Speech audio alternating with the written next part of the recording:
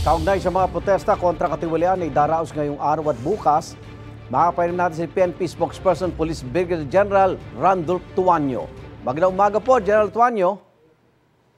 Sir Igan, magandang umaga po at lahat po ng ating taga-subaybay. Salamat po. At gaano po karaming pulis ang ipapakalat para magbantay sa tinawag na Black Friday protests?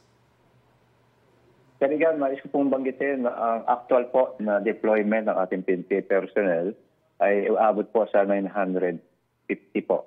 Opo. At meron po tayong tinatawag na Reactionary Standby Support Force o yung RSSF na 1,300 na just in case na kailangan po tumulong doon sa mga actual na i-deploy natin ay nakaantabay po.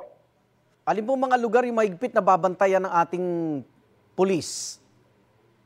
Ayon po sa NCRPO, ang deployment po ng actual na 950 Igan ay sa DPWH, sa Mindiola, sa Senado, Batasan Pambansa, sa HS Shrine at sa EDSA People Power Monument. Opo. Hindi po maiwasan, General, na marami ang galit dahil sa mga lumalabas nga sa investigasyon sa flood control projects. So ano pong direktiba ng liderato ng PNP sakali pong hindi maiwasan ng gulo sa kilos protesta?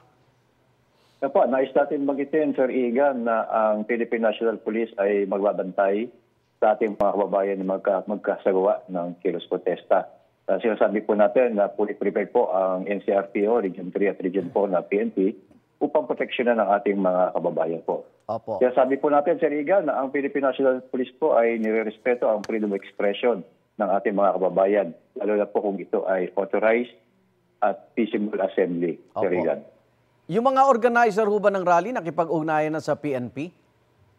Opo, kausap ko sila ng ating pong NCRPO tungkol sa pagkakanak ng peaceful assembly ngayong pong araw na to at bukas po yung reported po. Ang reported po kasi, Sir Igan, September 12 and September 13 po. Pati ba MMDA, kausap niyo na sa posibleng pagbigat po ng trapiko?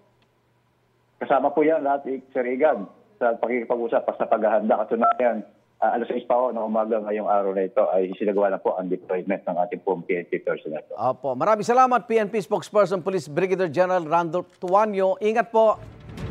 Maraming salamat, Sir Igan. Mabuhay po kayo.